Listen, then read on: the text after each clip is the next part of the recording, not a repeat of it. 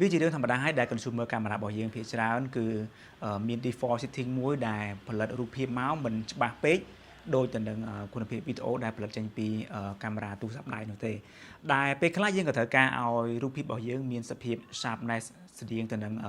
គុណភាព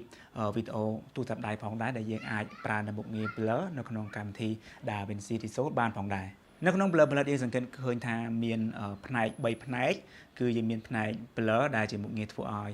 រូបភាពរបស់យើងនឹងមានសភាពព្រាលហើយយើងមានផ្នែក sharpen ដែលធ្វើរូបភាពរបស់យើងកាន់តែមានភាពច្បាស់ហើយនឹងផ្នែកចុងក្រោយនោះគឺផ្នែក mist ដែលនឹងធ្វើឲ្យរូបភាពរបស់យើងនឹងមានសភាពចូលអាប់ដែលថារាល់មុខងារភាគច្រើនទាំងអស់នៅក្នុងទំព័រកែប្រែពណ៌អាចប្រើបានទៅតាមតំបន់នៃរូបភាព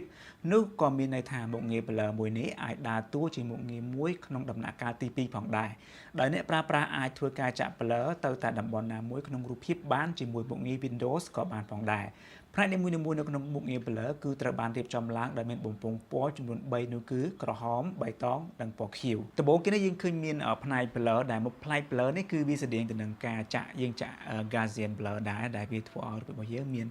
សភាពព្រាលមិនសូវច្បាស់ដល់ចូលមកដល់ភ្លាមនោះបណ្ដុំបំពង់ពណ៌មុនគេនោះគឺ radius ដែលជាតម្លៃចម្បងមុនគេក្នុងការធ្វើឲ្យរូបភាពរបស់យើងព្រាល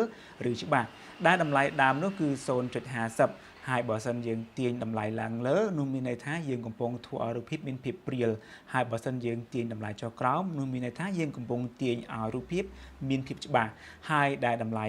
0.00 គឺជាតម្លៃដែលច្បាស់ជាងគេបំផុតនៅបណ្ដុំបំពង់ពណ៌បន្តទៀតនោះគឺ HV ratio ដែលមកពីពាក្យពេញថា horizontal vertical ratio ដែលជាផ្នែកធ្វើឲ្យភាពព្រាលរបស់យើងព្រាលបញ្ឈរឬក៏ព្រាលដេកដែលតម្លៃដើមនោះគឺ 0.50 ដែលតម្លៃនេះគឺបានធ្វើឲ្យភាពព្រាលមានសភាពព្រាលស្មើគ្នាទាំងផ្នែកដេកនិងផ្នែកបញ្ឈរយើងឃើញថាបណ្ដុំបំពង់ scaling រួមទាំងមុខងារនៅខាងក្រោមទៀតមានដូចជា coring softness level និង mix គឺមិនត្រូវបានបើកឲ្យប្រើប្រាស់នោះទេនៅក្នុងផ្នែក blur នេះយើងឃើញថានៅក្នុងផ្នែក blur ក៏អាចធ្វើឲ្យរូបភាពរបស់យើងមានសភាពច្បាស់ផងដែរអញ្ចឹង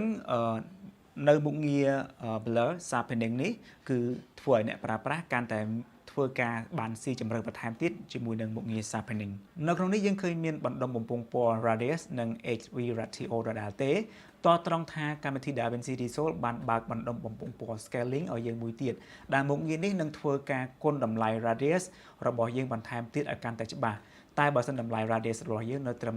0.50 នោះតម្លៃ scaling មិនមានឥទ្ធិពលលើតម្លៃ radius របស់យើងទេចុះមកទៀតយើងឃើញមានតម្លៃ level ដែលជាតម្លៃដែលយើងនឹងកំណត់ឲ្យភាពច្បាស់ដែលយើងបានដាក់ឲ្យរូបភាពរបស់យើងមានឥទ្ធិពលទៅលើផ្នែកណានៃរូបភាព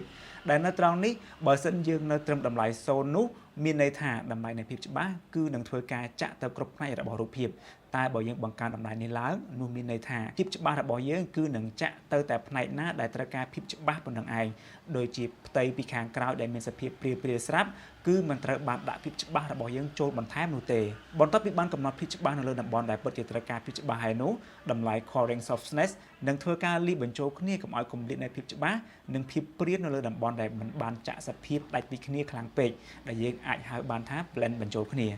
ចូលមកដល់ផ្នែក blur mix នេះវិញគឺជាការចាក់ effect ឲ្យមានចុះស្អាប់មិនសូវជាដូចវា blur ជាដើមនឹងដែរយើងនិយាយឲ្យសួរស្ដាប់ទៅដូចជាយើងប្រើ Pro Mix filter ដែលគេដាក់បំពាក់នៅលើ lens ដើម្បីថតចេញblur ដូចលក្ខណៈមានចុះអាប់តិចចុះមកដល់ផ្នែកនេះភ្លាមក៏មិនខុសអីពីផ្នែកមុនប្រហែលទេ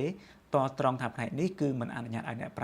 រើនៅមុខងារ coring softness និង level ដូចមុនព្រោះថាมันជាប់តាក់ទងជាមួយនឹងផ្នែក mix តែត្រូវបានបើកឲ្យប្រើ mix ជំនួសវិញដែលមុខងារនេះពេលដែលយើងបន្ថែមភាពច្បាស់ជាមួយនឹងតម្លៃ radius ទៅលើរូបភាពរបស់យើងហើយនោះយើងអាចទម្លាក់តម្លៃ mix ដើម្បីបង្កើតភាពព្រាលនៅលើពីលើរូបភាពរបស់យើងលើតំបន់ដែលមានសភាពច្បាស់ខ្លាំងដើម្បីបង្កើតចេញជា mix effectសម្រាប់ខ្ញុំផ្ទាល់តែម្ដងចំពោះមុខងារ blur palette នេះគឺភាគច្រើនខ្ញុំប្រើជាមួយនឹងមុខងារ sharpening ដែលយើងធ្វើការធ្វើឲ្យវីដេអូរបស់យើងហ្នឹងកាន់តែច្បាស់បន្តិចសម្រាប់យើងយកទៅផុសទៅលើ social media ពេលហ្នឹងគឺ social media នឹងធ្វើការកាត់ quality របស់យើងបន្ថែមហ្នឹងអញ្ចឹងមិនប្រកាសថាវីដេអូទាំងអស់របស់យើងហ្នឹងត្រូវចាំបាច់ចាក់ sharpening ចូលទេវាអាស្រ័យទៅតើយើងធ្វើការទៅលើវីដេអូប្រភេទណានឹងដែរជួនកាលវីដេអូរបស់យើងភាគច្រើនគឺអត់ចាំបាច់ចាក់ sharpening ចូលទេអញ្ចឹងវីដេអូខ្លីតាក់ទងជាមួយនឹង blur palette នៅក្នុងកម្មវិធី DaVinci Resolve មានតែប៉ុណ្្នឹងជួបគ្នានៅវីដេអូបន្តទៀត